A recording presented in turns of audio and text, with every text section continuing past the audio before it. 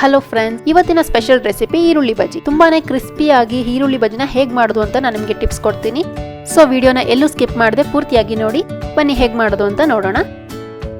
ಮೊದಲಿಗೆ ನಾನಿಲ್ಲಿ 3 ಈರುಳ್ಳಿನ ಈ ತರ ಉದ್ದಕ್ಕೆ ಹೆಚ್ಕೊಂಡಿದ್ದೀನಿ. ಅದನ್ನ ಒಂದು ಮಿಕ್ಸಿಂಗ್ ಬೌಲ್ಗೆ ಹಾಕೊಳ್ತಾ ಇದ್ದೀನಿ. ಅದಕ್ಕೆ 2 ಟೀ ಸ್ಪೂನ್ ಅಷ್ಟು ಕೊತ್ತಂಬರಿ ಕಾಳನ್ನ ಕ್ರಶ್ ಮಾಡಿಬಿಟ್ಟು ಹಾಕೊಳ್ತಾ ಇದ್ದೀನಿ.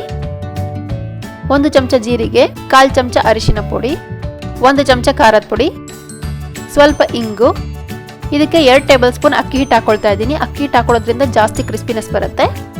1 ಕಪ್ ಕಡಲೆ ಹಿಟ್ಟು, 1 ಚಮಚ ಉಪ್ಪು ಹಾಕೊಂಡು ಮಿಕ್ಸ್ ಮಾಡ್ಕೊಳ್ತಾ ಇದ್ದೀನಿ.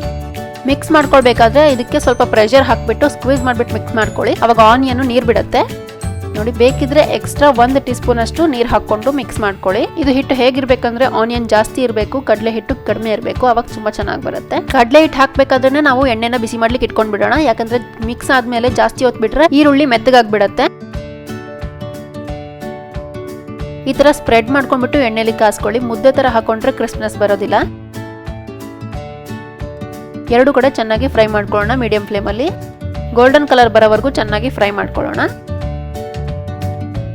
ನೋಡಿ, ಇವಾಗ ಚೆನ್ನಾಗಿ ಫ್ರೈ ಆಗಿದೆ.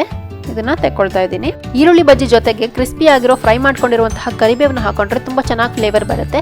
ಸೊ ನಾನಿಲ್ಲಿ ಸ್ವಲ್ಪ ಕರಿಬೇವನ್ನ ಫ್ರೈ ಮಾಡ್ಕೊಳ್ತಾ ಇದ್ದೀನಿ. ಎಣ್ಣೆ ತುಂಬಾ ಬಿಸಿ ಇರೋದ್ರಿಂದ ಒಂದು 5 ಸೆಕೆಂಡ್ ಕರಿಬೇವು ಎಣ್ಣೆಲಿದ್ರೆ ಸಾಕು, ಫ್ರೈ ಆಗಿಬಿಡುತ್ತೆ. ಇದು ಫ್ರೈ ಆದ ನಂತರ ನಾವು ಮಾಡ್ಕೊಂಡಿರುವಂತಹ ಈರುಳ್ಳಿ ಬಜ್ಜಿ ಮೇಲೆ ಇದನ್ನ ಹಾಕೊಳ್ಳೋಣ.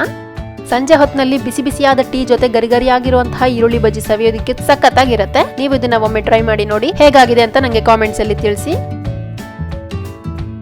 ನಿಮ್ಗೆ ವಿಡಿಯೋ ಇಷ್ಟ ಆಗಿದೆ ಅನ್ಕೊಂತೀನಿ. ಇಷ್ಟ ಆಗಿದ್ರೆ ಲೈಕ್ ಮಾಡಿ, ಶೇರ್ ಮಾಡಿ, ಹಾಗೆ ನಮ್ಮ ಚಾನಲ್ಗೆ ಪ್ಲೀಸ್ ಸಬ್ಸ್ಕ್ರೈಬ್ ಮಾಡಿ. ಹೊಸ ವಿಡಿಯೋಗಳ ಅಪ್ಡೇಟ್ಸ್ಗಾಗಿ ಬೆಲ್ ಐಕಾನ್ ಕ್ಲಿಕ್ ಮಾಡೋದನ್ನ ಮರಿಬೇಡಿ. Thank you.